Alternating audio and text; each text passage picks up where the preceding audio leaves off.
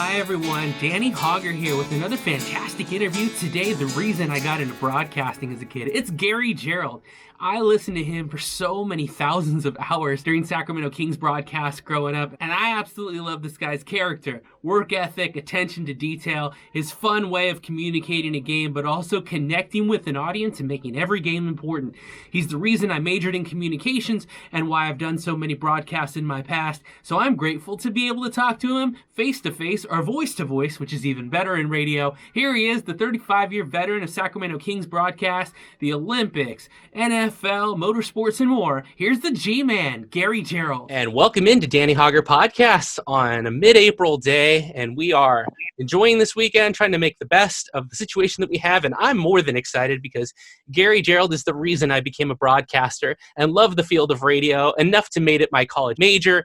And, you know, Gary wouldn't have known that I would have graduated during the recession and need to turn to teaching, but I don't hold that against him. With more than 2,700 hours of professional sports broadcasts, fifth among active broadcasters in longevity, with work ranging from motorsports to the Olympics, but number one in our hearts, it's the G-Man by way of Midland, Michigan, 35 years with the Sacramento Kings. Gary Gerould, how are you today? Well, I'm more than tolerable. Thank you very much. These are crazy times that we're trying to adapt to in uncharted waters. So I think everybody's pretty much in the same boat, Danny. Yeah, you know, it's an interesting thing when we're all united by this conversation, this moment in history. What has this shortened season meant to you? And you've seen a few shortened seasons in your days. What does this mean for you? Well, I think it's always, every situation is different, and you try to adapt as best you can. And I think the way this one unfolded kind of caught everybody by surprise. And the fact that the last time we were all together at Golden One Center for a game against the New Orleans Pelicans, it had some playoff implications for the Kings. It was a very significant opportunity. And then for it to kind of unravel in mysterious fashion, and then the season literally coming to an end in front of us at that arena, something that none of us had ever really encountered. So it was bizarre, to say the least. Yeah, it's definitely a kind of an unprecedented moment for the reason and the separation we have from live sports right now. What are you doing in the midst with this time? Are you reading? Are you exercising at home? What has been your day to day? Well, I try to have a little bit of structure virtually every day. A couple of things to try to, get into early in the day. I'm not an early riser, but when I do get up and I get in the office and I have some projects and different things that I try to work on for a period of time, I have been doing a lot of reading. I have never experienced Netflix to the extent that I have in the last month, and I'm kind of wearing that out in terms of, I enjoy documentaries. I enjoy movies, but I'm kind of persnickety in terms of what movies I enjoy. I don't like the action movies, and I don't like the slam bang. I like things that have a semblance of reality and belief. I've enjoyed crime drama and one thing or another over the years. So I've spent the evenings, watching some of the playbacks of various playoff games, be it in the NBA, be it in the National Hockey League, occasionally some baseball, whatever. I'm just like everybody else, trying to find a way to fill the hours. Yeah, absolutely. Well, since you mentioned some of the classic games, let's travel back for a few minutes and talk about your origins in broadcasting. And I've watched some interviews and heard you talk about some of the people, and Al Kaline being the first person you interviewed that was really special. But is there someone that, as you grew up as a teenager, instilled a love for the medium of radio or sparked the idea that this might be an interesting path to traverse for you? No, I can't say that there was anybody in particular. I was an only child. My father died when I was 12 years of age. My mother was ill much of the time. The bottom line was that at a very young age, I learned to be on my own a lot. And the neighborhood radio station in my home in Michigan, a small town, was about a mile from the house. And for whatever reason, it became, at about the age 13, my second home. And I would go there literally every evening after I'd, get schoolwork and one thing or another done, and I would just hang out at the small town radio station. And the fellows who worked there were very, very kind and very welcoming.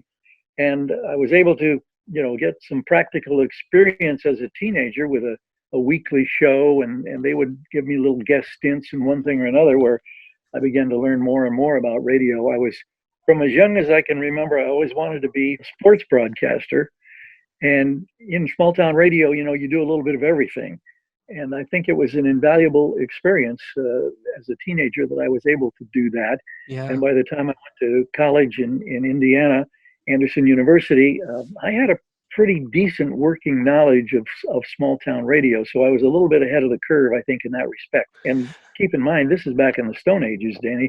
This was when there weren't, not every college and university. In fact, there were only a handful in the country that had any type of broadcast curriculum. My intent was, when I went to Anderson, was to spend a couple of years, kind of get the basics, and then transfer to possibly a Michigan State or a Northwestern or one of those schools that did have some broadcasting classroom experience. As it turned out, I enjoyed Anderson so much, and I was able to go home in the summers and work full time in my hometown radio station, that I did not go to the large university. And of course, now every school, many high schools, junior colleges, all colleges and universities have various broadcast programs that are available, and consequently, it's become so tremendously competitive in trying to find a job. So I was blessed in the sense that I had practical experience at a very young age, at a time when there wasn't the great demand for the broadcast industry. Yeah, it's fascinating. I mean, I resonate with some of the things you mentioned. I grew up in Stockton, and I thought, what a great American first job to have, working at the Stockton Ports ballpark, ushering people in and watching Kurt Suzuki hit home runs on the 4th of July, thinking this is the best ever. I'm making $6.25 an hour and I'm getting a free hot dog every day. And gas was only $4.50 a gallon. So, I only had to work the first hour to break even, driving to and from Lodi.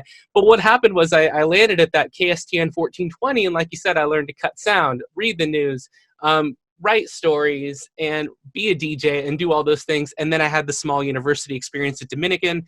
And I felt like, listening to you growing up, especially because when I was young, the Kings didn't have the TV contract that they have now. And so a lot of the games, maybe 20 or 30, you could watch nationally because they were so competitive. But otherwise, it was you and me on the radio. And I went to bed listening to you and then listening to Jason do post game. And what was fascinating was how much that instilled in me of the recording internally of what was happening and how you were doing it. And then when I did that first game at Dominican, then later at Cal State Fullerton, it was like second nature because I had spent those thousands of hours with you training, and I was just so grateful. And I wonder too if we might be in like an ebb and flow situation, because since I left Fullerton, it's no longer radio, TV, film. It's just TV and film. So when I was looking down a career road, I did 5 years with the Angels in 2009, and I worked every holiday, every hour of the day. At one stretch, 450 consecutive days doing that, and traffic with Clear Channel. And then they had a massive layoff, and I saw that competition that you mentioned. And I came back up north, both KNBR and 680 and another 97.1. They both offered me jobs, and by the time I had driven home, they had taken the job offer back. And I was like, is this the field that I grew up loving? Is this the road that I'm going to travel on? And I turned to teaching. And I've always thought that you've done a good job communicating, besides the story of the game, kind of the stories of the players and the meaning behind hard work. What do you think some of the values in life you've picked up from interviewing all of these athletes and covering all these sports events have been? Well, I think one of the keys, if you're going to have any type of success, if you are afforded the opportunity, you have to develop relationships with players, with coaches, with those involved in the organization, because those are all critical to having success. You have to establish trust. You have to have these women and guys believe that if you come to them and they tell you something in confidence, it remains in confidence. If you, in fact, develop a good rapport and with trust, many times they will share things with you that perhaps they wouldn't share with others. And I think that it's just all part of a process. And it's, you touched on the key. You talked about 450 consecutive days. To me, that's what I call, it's an old school term, but it's paying your dues. Yeah. And young broadcasters, people who aspire to have the opportunities, so many times it's not the fact that, you have the qualifications, you must have the opportunity. And opportunities are hard to come by. And I've encountered a lot of people over the years, skilled young broadcasters who simply didn't get the opportunity. And maybe that's a situation relates to you and getting into the teaching and so forth. You have to pay the dues. You have to really have perseverance. You have to keep knocking on doors. When you get an opportunity, then you've got to go dazzle somebody. It's basically Yeah. that simple.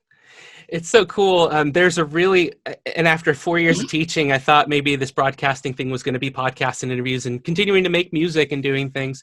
But recently I did get an opportunity to do a pretty significant thing that I can't talk about. It's not out till September.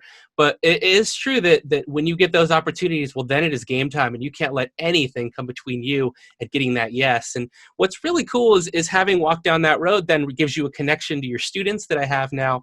I'm so grateful for. And it's the message that you shared that I share with them, that the only person that's going to tell you it's over and that you can't is you. So the thing that I butted up against and told them that they can overcome is, if you want it, you can't get dissuaded, and you have to commit to all of those days and consecutives of paying your dues. One of the moments that I had with it was after an Angels play-by-play weekend, and the season had gone by. Rory Marcus, who had been their play-by-play guy, he passed away. We worked together on Christmas. He was doing college basketball, and I was working around New Year's, and he passed away in early January. So I watched Terry Smith take over the lead role. And Terry, traveling for a 162-game baseball season, the Angels had this series of concerts post-game, and REO Speedwagon was playing. So he'd just been on like a really long road trip. It was an extra innings game. There was a rain delay before it. So it's like a 5, 6, 7-hour day plus his pregame. And he has to run from his perch down through the tunnels and passageways into the second floor, come into the radio station to take calls for Angel Talk away from the concert. And I remember being the only one there who's cutting sound, running board, producing, getting music that he wants during commercials, then coming back and still screening calls and running his controls. And that was the moment where I thought, how much do you want this is key. And am I willing to get in line, and will I have the opportunity if I dig 30 years into this? Could I be Terry Smith, or will someone else who just relocated from Kansas City take the role? And I told my students, if you really want it, you can do it. Don't let being from Brentwood, as I was from Stockton, stop you. You can do anything, but you gotta have that mentality. Did you have to compete in that way? Did you, how did you come into the road that you did to become the person that you are? Well, Sorry for I mean, the long question. Everybody's story is a little bit different, and there are interesting little curves along the road to trying to find your niche or to find a home. Yeah. And that excuse me, that whole business of, hang on just a second here. Of course. Got a little gremlin here. I can edit that out, so no worries. No worries. One of the things that along the way, for instance, the first year after I had graduated from Anderson, I'm back in Michigan with my young bride, and we're expecting our first child, and I'm working full-time at the radio station. You're doing news, you're doing music, you're doing sports. I work with a sports director of the radio station. He called high school games. And at that particular time, we had a pretty powerhouse football team that won a state championship and was always among the tops in Michigan. Started working there in the fall, and on a full-time basis after college. We go to a football game one night, and I'm just sitting in the booth observing, and the sports director is calling the game. And at halftime, he leaves the booth, and I don't know if he went out for a smoke, go out to have a beer, what, but he never came back. Uh-huh. And the station manager, who was the end of the, so it's bizarre sometimes that work out. Fast forward a few months, my father-in-law, who was a minister in Chico, California, he did tie-ins to religious programming that aired on Sunday mornings and Sunday night that the radio station KHSL in Chico had to do to maintain their FCC license. And so he happened to be in recording an opening and a closing for one of these half-hour religious syndicated shows. And the young, fiery program director, he was a Lebanese descent, came storming out of his office and he said, "Preacher, what am I going to do?" I just had to fire so-and-so, and I haven't got anybody to take his place. And my father-in-law rather calmly said, well, I have a son-in-law who lives in Michigan who's involved in radio. Preacher, get him on the phone right now.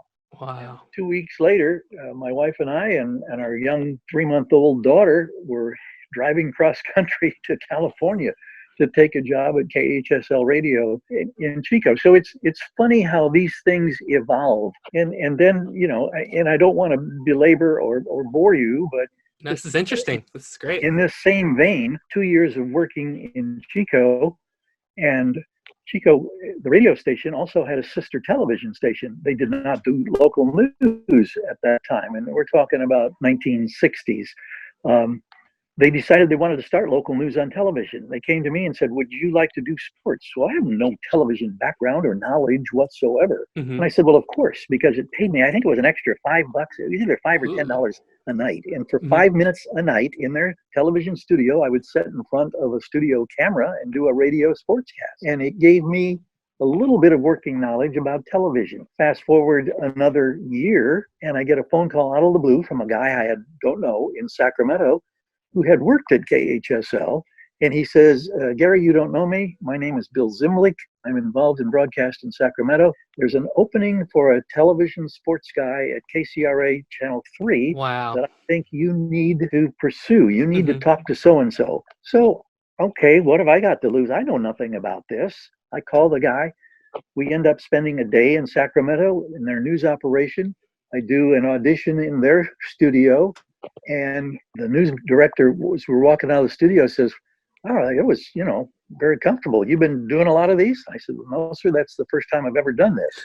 2 weeks later, we had a job opportunity in Sacramento, and we pack up and we moved to Sacramento. You fast forward again over a period of many, many years. 1985, a call out of the blue comes from a fellow I know that was involved in the ownership group of the Kansas City Kings. Sacramento Group owned them. And he said, Gary, I want to play What If? And I said, okay. He said, what if the Kansas City Kings were to move to Sacramento? Would you entertain the thought of being the radio broadcaster? And, you know, I'm stunned. And I said, well, of course, as I kind of stammered. And I said, I might need to have a couple of concessions because I was doing independent things for NBC television out of New York at that time. He said, that would not be a problem. Wow. And so you end up, you look at all of these series of peculiarities that have happened over the years that have led to various opportunities. And here you are. And it's just, there's no explanation logically for any of these things. But for young people who aspire to be broadcasters, that's the kind of faith I think you have to have. Yeah. And so I've taken a long, long time to try to answer your question. No, this is exactly the answer I was hoping for. Do you feel like you've always seemed like a kind and a nice person, and I've only heard people say good things when they do tributes on TV. I've always, in your following footsteps, tried to carry myself in that same rapport that if anyone were to ask about me, I'd want them to only say good things. And, you know, that's where this opportunity came for me over the phone recently, too. How much do you feel like that plays a part? Because I've seen a lot of people when I was at KLAA or KSTN come in with an attitude and an arrogance. They thought they deserved things, and they didn't last a whole lot. And the ones that did just weren't a joy to be around. Was that an important part for you in the way that you have done your work and gone about your business? Well, I would like to think that that's always been an important part. And I think maybe it was by accident, but it goes back to your upbringing. Mm-hmm. And I had, you know, my parents were deeply involved in church activities, and particularly in music and one thing or another. And as I mentioned, my father died while I was very young, and my mom continued even around various illnesses being involved in those type of things. But I think that it becomes somewhat ingrained in you. But if you have any decency as a human being, I think you must respect other humans. You have to kind of try to put yourself in their shoes. You have to be understanding.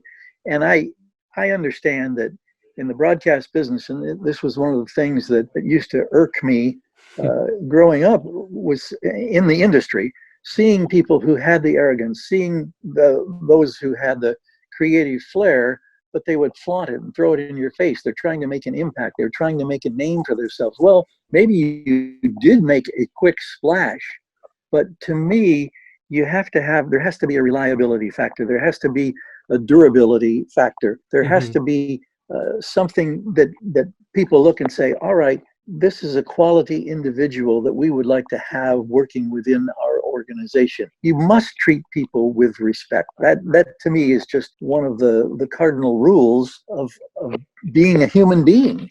And, you know, I'm not saying that I set any kind of an example, but it's amazing how as the years go by, how things evolve and come full circle. And someone that you dealt with maybe 25 years ago suddenly comes back and becomes part of your life once again in relation to your broadcast work or activity. So I don't know. I don't know how that happens, but I think it's really important to always treat people with respect. That's a great message, and something that I would love to carry to my classroom as well.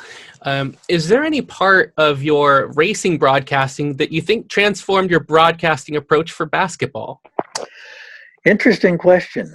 I don't know that basketball came before racing on a local level, on a small level. But by the same token, I think that anything you do, and I've been blessed to have opportunities, Danny, to do everything from sumo wrestling Awesome. to NFL football. I mean, and that's a pretty broad spectrum. They all have ways where you draw on things that I think help you. If you're a storyteller, if you're, just trying to do the mechanics, the nuts and bolts of a specific broadcast. But in terms of racing, helping basketball, I think it's just all part of an overall experience. Again, establishing trust, a charisma, a relationship with the principals in any particular sport. Very, very important. So I don't know that I could put my finger on anything specifically that would say, okay, I drew this from racing that's going to help me be a better basketball broadcaster. All right, that makes sense. When it comes to basketball, which types of games do you really get excited about the most? You get the most into it for defensive standoffs, score fest, playoffs, early season when potential is full. What attracts you the most personally to a particular game? Well, I think one of the challenges is you try to find something in every broadcast. Yeah. What's the story? And even on the night when you're getting, unfortunately, because there have been more than a handful of nights, when you've just been absolutely been blown out of the arena. But you have to see something these amazing athletes do that you can respond to. And it may not be your team. It may not be the Kings. It may be your opponent. And I think you have to always, be prepared as best you can for those moments and not downplay it, but to try to showcase, the amazing ability of these professional athletes and to find a way that you can articulate that in terms that a radio audience can appreciate or relate to. That's one of the big challenges always. And it may be a blocked shot. You've always had a great talent for finding what is the story to communicate. And I also made a connection there that it's a little bit like teaching, because teaching is just broadcasting with an audience in a set time and a script of standards that you need to convey. I've always thought that for each student, I need to find the connection I have with them that's going to be the leverage for a good relationship that they will then trust me to be their teacher. So that's something that conveys. Was there a moment anywhere along the way where you had felt like you had arrived and had reached a point of some concrete stability in these years with the Kings, where you felt like, you tweeted about Al Kaline being the first celebrity that you felt like was a big deal. Was there a moment where you felt at home for the first time in your role? I don't know that there was a specific moment relating. I had never been exposed or around the NBA until I started with the Kings, and having the opportunity to absorb and to, visit different arenas and to meet different coaches and players and interact with them. It was a giant learning curve, and it was an amazing experience. And I suppose certainly as that evolved, you become more and more comfortable with that. Like anything else, the more times, the more reps you have, the easier it becomes. You hope that it makes your job easier and you find ways to become more effective. I do remember specifically a moment, however, in terms of a career. One of the things when I was doing freelance work with NBC, most of it was motorsports related. But then I got an opportunity to start branching out and doing other things. And at that time, NBC had a sports anthology show, very similar to ABC's famous Wide World of Sports. It was called Sports World, and you did so many different types of shows, and it involved a lot of international travel and great opportunities. Well, one of the things that I had always wanted to do was football at a network level. And a couple of key people, Dick Enberg, Charlie Jones, Bob Costas, kind of came to my cause, and they kind of forced things among the hierarchy in New York. Wow. So this guy deserves an opportunity to do NFL football. That's amazing. Well, the first NFL football game that I had a chance to do was at the Orange Bowl in Miami. It involved the Miami Dolphins and the Denver Broncos, as I recall. And at any rate, being able to do that for the first time and going back to my hotel at the airport in Miami, the Miami Marriott, I'll never forget it. And I got back into the room, and I sat down, and I was totally overcome with emotion. And I thought, if I never get another opportunity to call an NFL game, I have proved to myself that I am capable of doing it. And I thought at a pretty respectable level. And as it turned out, then I had an opportunity over the next 7-8 years to do roughly 50 games in the NFL for NBC.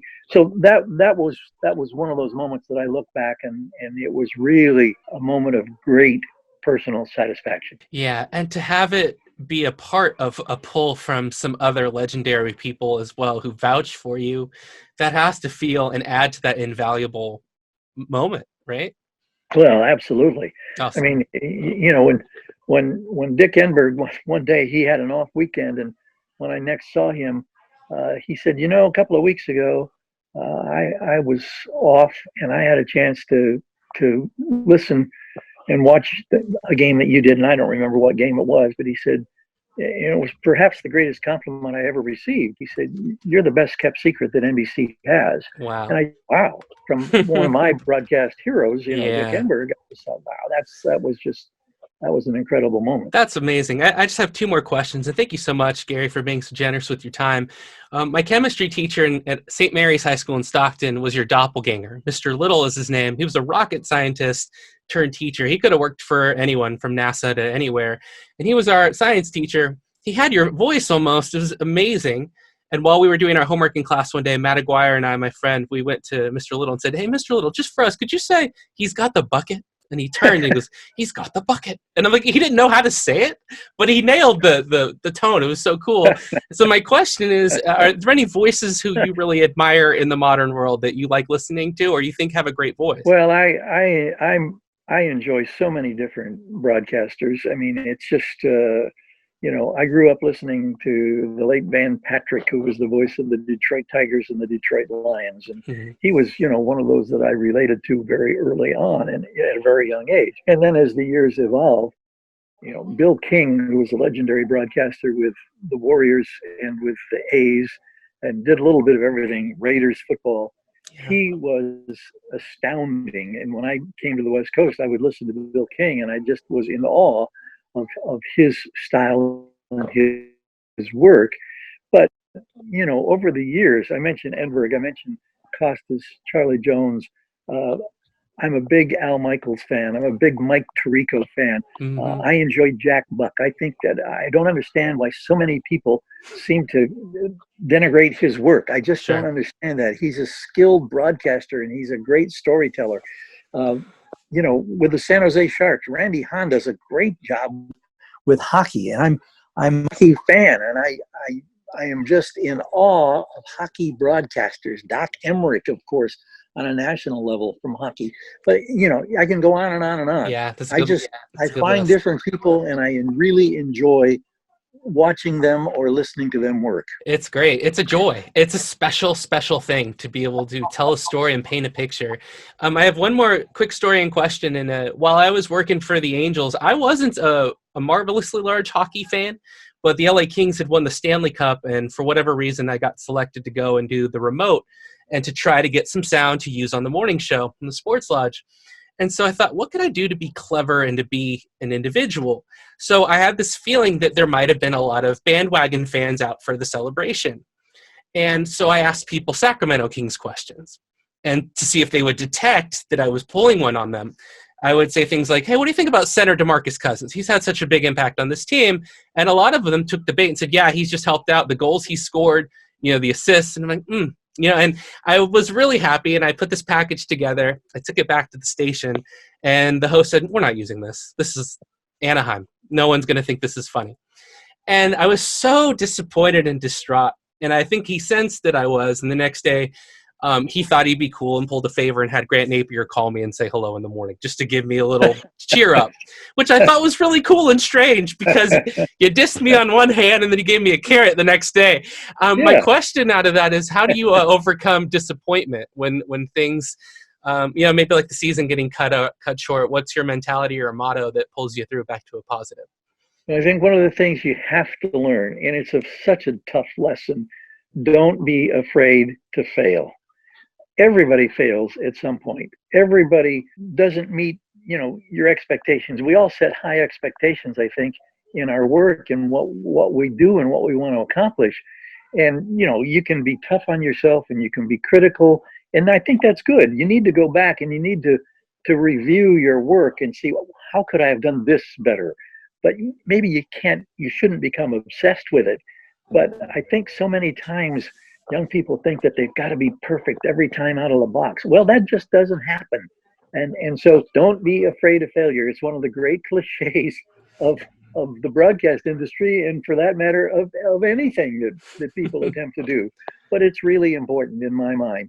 And you have to find a way to say, okay, I could have done this better. Next time when I get this opportunity or we're in this situation, here's how I'm going to try to react to it. I'm going to try to eliminate some of the negativity that crept in to this particular broadcast. I'm a firm believer, Danny, in that you can't fool people and you can't sugarcoat it. If your team is stinking up the joint, I think it's your obligation to tell people they're stinking up the joint. But, hopefully they can do something here to turn a corner or to get back into a ball game. You look at different examples. We had one this season that absolutely defied belief against Minnesota Timberwolves. Kings are down 27 points in the second half. They're down 17 with less than 3 minutes to go in a ball game, and they end up forcing overtime and winning it. Yeah. So you have to remember things like that, and the fact that, well, it's pretty bleak right now, and it looks like this one's over. Well, maybe it's not, and you just have to find a way to grab onto those type of things. Be positive. Try to paint that picture as accurately as you can. Be informative, be entertaining, and, just be spot on. You're a conduit as a radio broadcaster. What a great opportunity this was for me. And what I heard from that last answer was that life is a long game and that we need to take the extended opportunities to not get down on the disappointments, but to continue to play because no game is out of play. I just want to say thank you so much for coming on. It's a compliment to your character when people say, in life generally, you shouldn't meet your heroes. But I knew that you'd never disappoint me. You entertained me endlessly as a kid. The Kings meant so much to me growing up. And I know the last month has been filled with a lot of personal challenges. A lot of people have poured public support. I wanted you to know that your support of the public over 35 years and more of joy, emotion, and fun will stay with people forever, and that I've been forever changed from it personally and professionally. So I think we'll end the interview there, and I'm just so grateful for your career and for everything that you've done and for me personally. So thanks so much. And until next time, this is Danny Hauger saying thanks so much for tuning in, and we'll see you on the next edition of Danny Hauger Podcast. Don't forget to like, share, and subscribe, and tune into Kings basketball when we get restarted again, hopefully next season, if not before. Thanks so much.